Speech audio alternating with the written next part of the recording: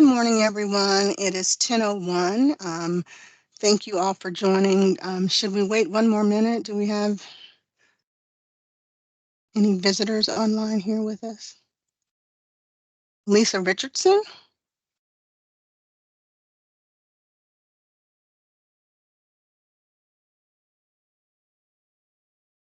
and Shayna Becker. Awesome.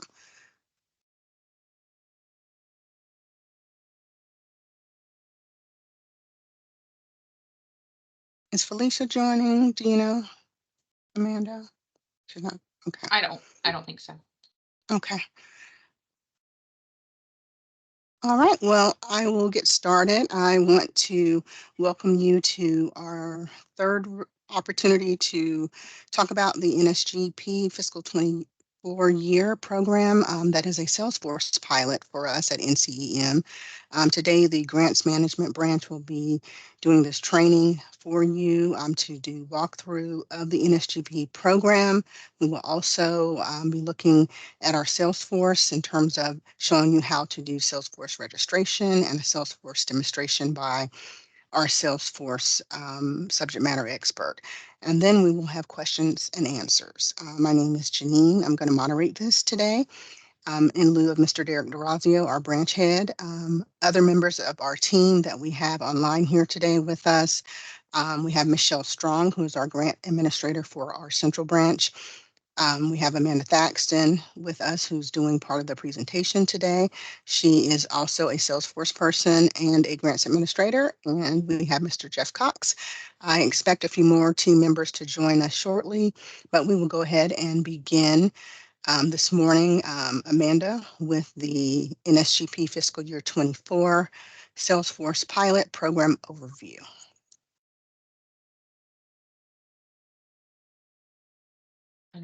Hi, everybody. I hope you're all doing well today. I'm sorry I was muted there for a moment. We're going to kind of walk through NSGP for you if you have any questions. Please be aware I'm still very new to this program and I'm learning it along with a lot of you. So any hard questions, I'm going to have to refer to my mentor, Bradley Garrett, and we will get back to you as soon as we possibly can. So basically, the Nonprofit Security Grant Program is a program that is meant to enhance the protection of soft targets in crowded places. It really is for planning purposes for you guys, training and awareness campaigns, exercises, things along those lines. If you're eligible for funding, if you're a 501c3, and if you're in the UASI area, which means if you are in a county touching the Charlotte-Mecklenburg area, that's considered UASI and is a high-risk urban area. So you are technically qualifying for more funding if you are in those areas. And you should be able to demonstrate through your application that the organization is at a high risk of a terrorist or other extremist attack. So for UASI areas, nonprofit organizations should touch Charlotte, and then you can receive $150,000 for $150,000 per site. And both subrecipients can apply for $150,000 for up to 3 sites, and when you get a maximum of $450,000 per recipient.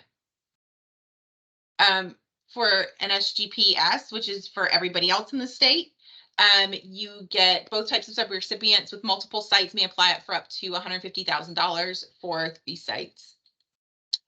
Programmatic growth from 2018 to 2023.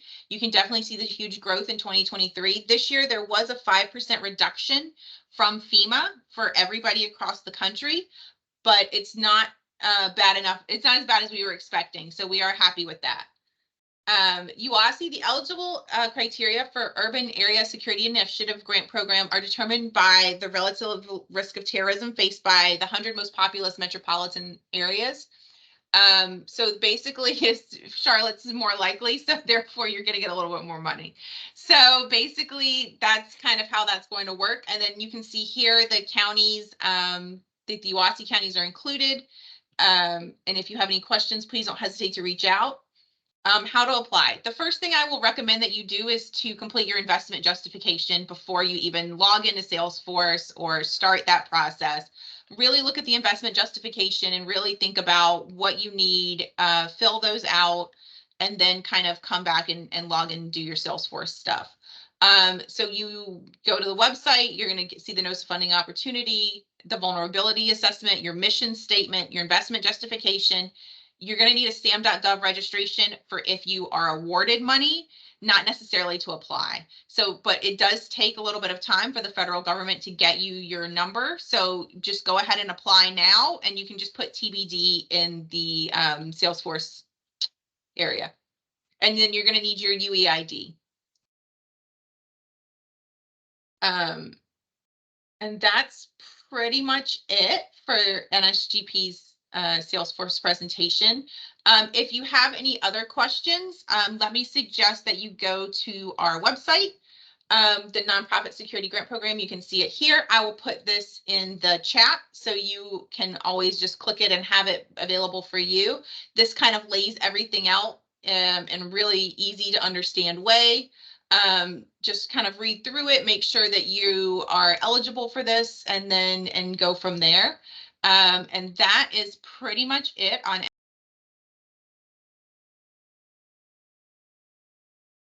And then you can see I just put the website in the chat. So if you need anything, oh, and Janine already did. Thank you so much for that, Janine.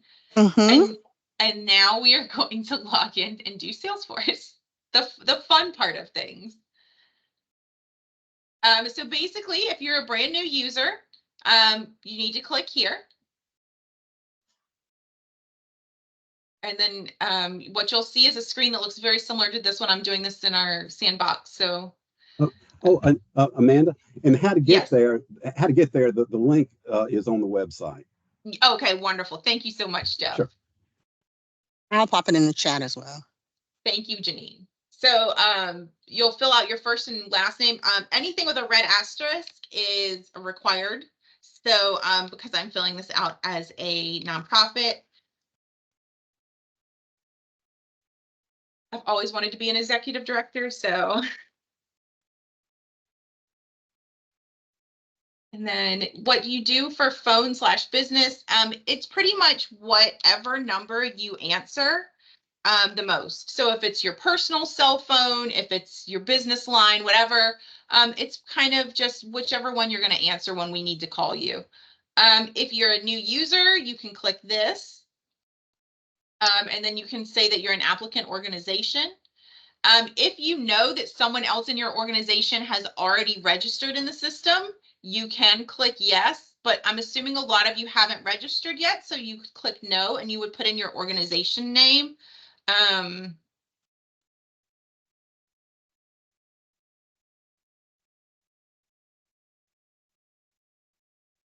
And then you would put your classification, which should be either nonprofit with 501c3 status, a private nonprofit, whatever you kind of fall into, that is what you need to put in there. So the unique entity ID is your SAM ID, and you can just put TBD for now if you don't know that. Your FEIN number, I'm sure you all know what that is. It's basically the number that you use for all of your tax documents and making sure your employees are paid.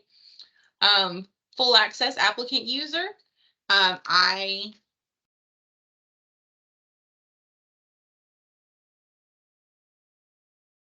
And then what you'll do is you'll select NSGP, and then you'll just click register. And then you'll get a screen similar to this one. Once you register in the system, it may take us a couple of days to get back to you in order to make sure that you're registered correctly in the system. Felicia Johnson is currently the woman who is handling that. And so it may take us a couple of days just to figure it out, but we will make sure that you are taken care of.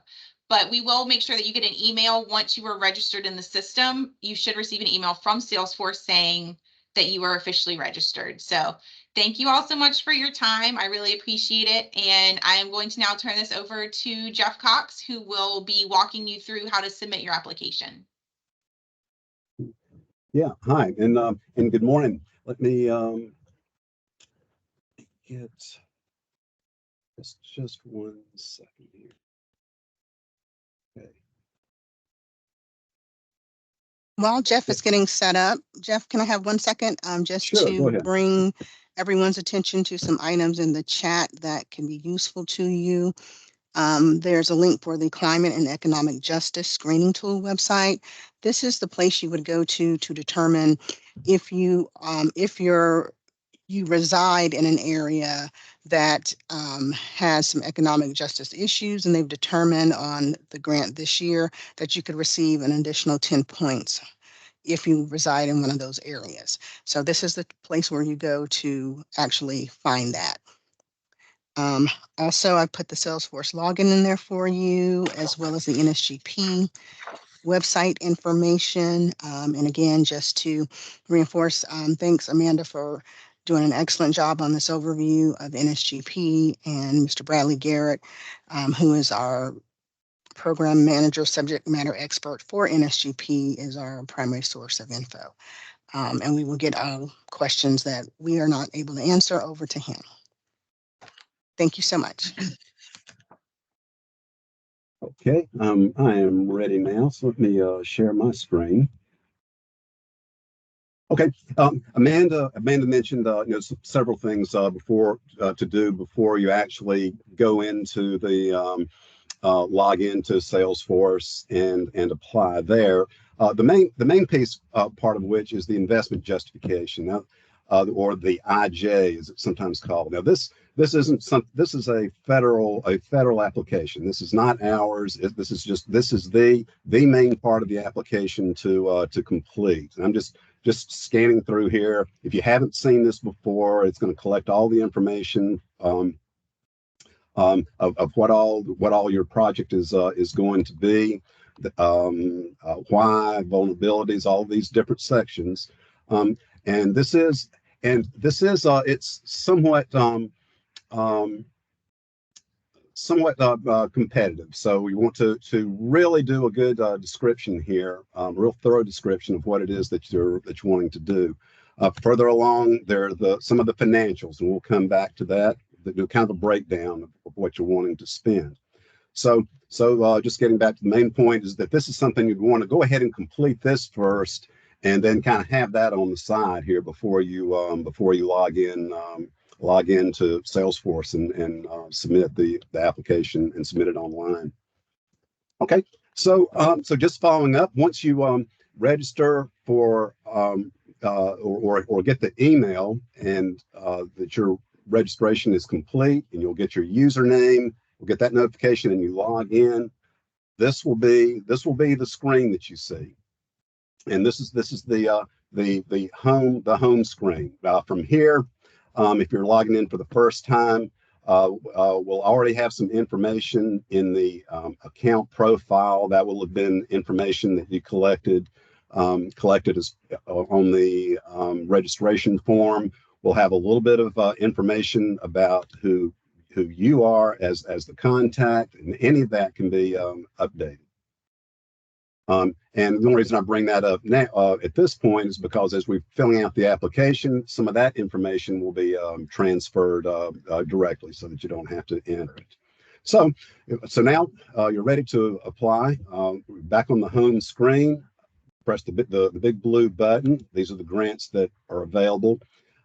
There may be more than one grant there, but these are all of the ones. This will be a listing on this screen of all of the grants that are open for anybody to apply for. So right now, NSGP available grant, we would select it, and this first screen is just just a little bit of overview, some of the financials about the NSGP program, some of the key dates, a little bit of information down here, finding again what the UASI area is. So this is just kind of overview information. Are you in the right place? Is this grant for you? And from here, you would apply with this button up here. You decided, yes, I want to apply for this grant. Apply. Start down the path. The first screen, this is some of the information that's been collected out of your account profile. So let's just redisplaying that. You would say, yeah, I'm a nonprofit. Let's say, no, I'm not in an urban area. Primary contact. Okay, what we're looking at here, this is a test account, and these names here, these are just our test contact entries, but yours would have your name, and there would at least be one person, whoever it was that registered the account. So there will be at least one contact here. You can optionally select have a secondary POC, and the only reason, and that might be useful if we wanted to follow up with you and the first contact isn't available. It's something of a backup, but it's not required. The next screen, just confirmation. Do those contacts look good? And continue. Okay, so we just want to give it a project title. It can be whatever the project is about. And so just for this exercise, we'll just call it install lighting.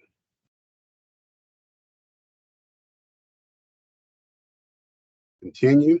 Okay, the budget line. This is where we enter financials. Now, this is going to be a little bit of a duplication of what you completed on the investment justification.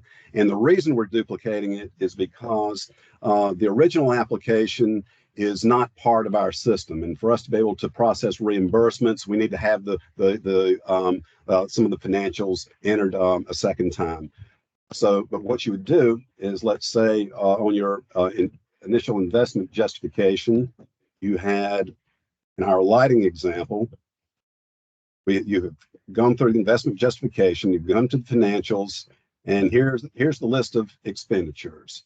So it would just be a direct transfer. Right now we have this AEL number here. We would create, we would say that's equipment. Description is lighting. Our cost $20,000. We'll just go ahead and transfer that here, and then the AEL number is already going to be there. That was supplied to you in the drop down list as you were completing this form. So we would just enter that number. Let's see. SW.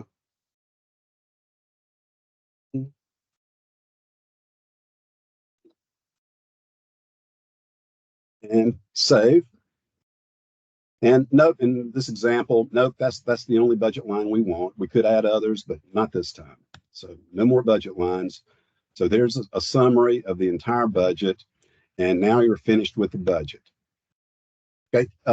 At this point, or at any time in the application, if you decided to quit, you get interrupted, whatever, this is all going to be saved. Your progress is saved, and we'll take a look at that in just a minute.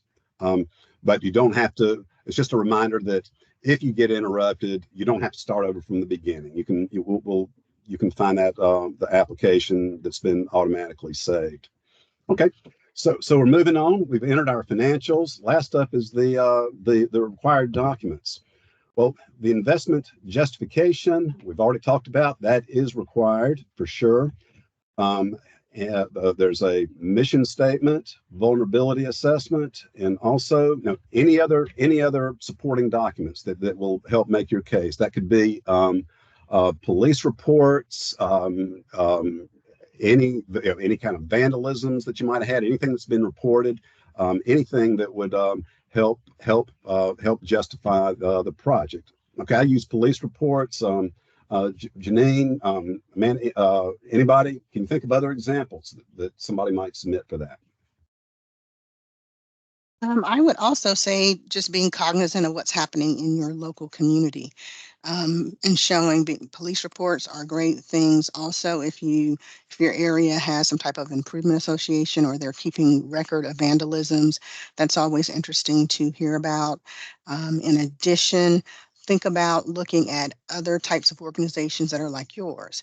Have they received threats similar to threats you've received? Have you received email? Have you received something on your website? Those are types of things you would like to document in your mission statement and a part of the vulnerability assessment to talk about why you're applying for the grant. It's most important to identify the threats that are valid for you, your organization at that location. I'm going to pop this also in the chat. Okay. Thank you, Janine. Okay, so this is just letting you know the kind of documents to submit. So for the next screen is where you actually upload the documents. Now, the investment justification is the first document. That one is absolutely required. So you would just follow. You've probably seen similar controls like this: upload files, select the file to upload, and watch it upload.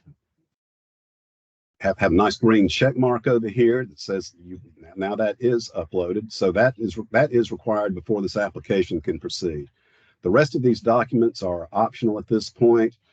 Some of these certification of no overdue tax, conflict of interest. Some of these are one-time only documents that we need to have on file for your account, for your organization.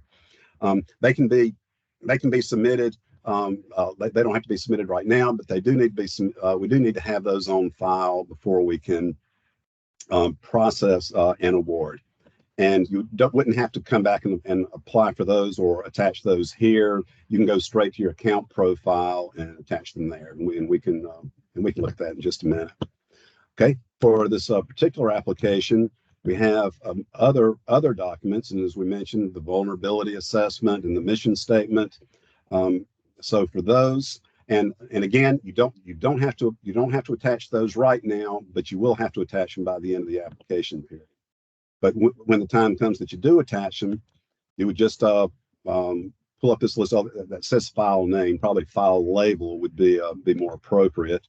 And if it's the mission statement, select the mission statement, upload the file.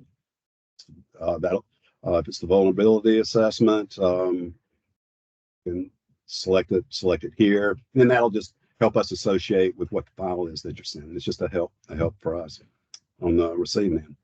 Okay, so once you've attached the documents, save and next. There's a page of attestations or certifications. Just some of the things like, is this application, is it complete? Are you being honest? Letting you know you don't guarantee funding. But the answer of these is always yes. So we can't take no for any of these. So you individually affirm, save and next.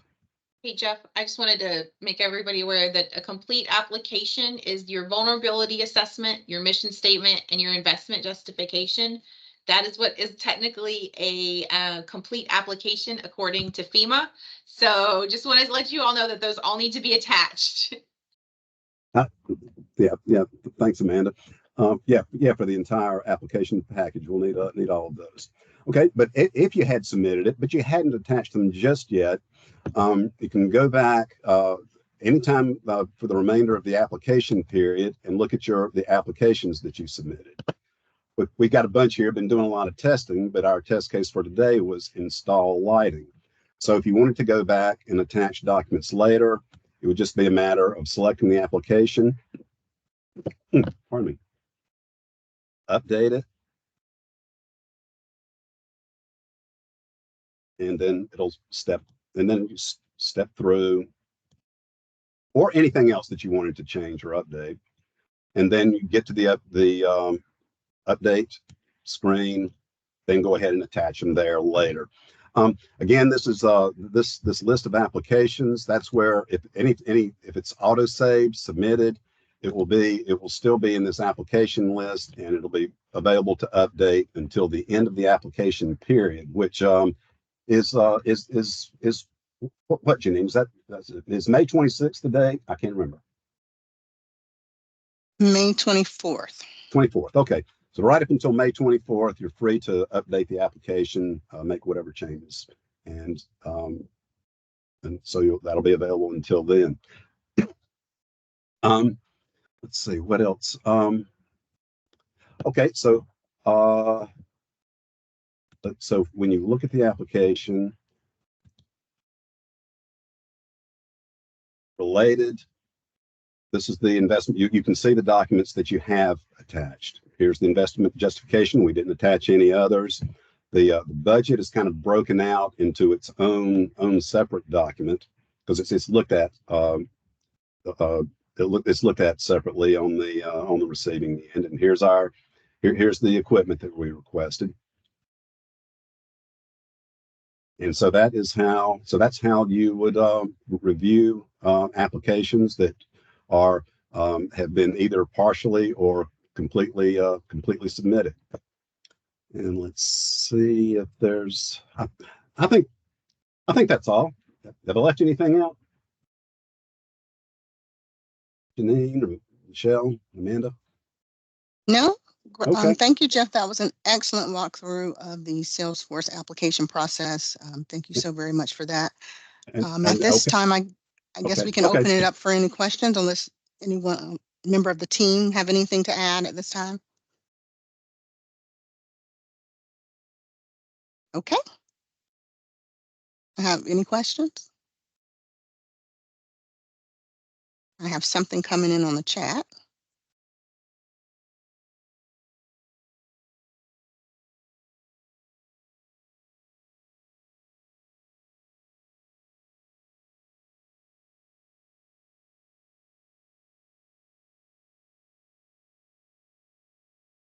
Oh, no questions yet. Okay. Well, at this time, we are committed to be here until 11. We will just go on radio silent unless someone has a question or a member of the team has anything else to add. I think we've done a great job in hitting on the vulnerability assessment, talking about the disadvantaged communities. Also, the mission statement, the importance of that mission statement, being very clear in how the organization is applying for this grant in response to potential threats or disruption of your activities at your organization's location through to divestment, violence, extremism. So just that's kind of the overview of what the grant is about. We do have a question regarding will the grant be available next year for 2025? NSGP is a grant from Department of Homeland Security, FEMA, and it has been awarded every year since 2019. This year, like we've mentioned, we had a reduction in the budget a little bit, but I cannot say exactly what what's going on in FEMA's mind or in our U.S. legislative mind, but we can be sure to check back to our website. That's where we post our most recent information.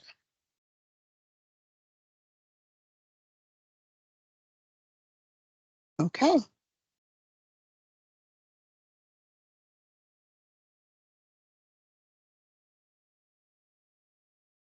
Okay, just going to go on radio silent. We'll hang out here in case there are any questions or any member of the team figures out we missed something. So thank you all so much for your time.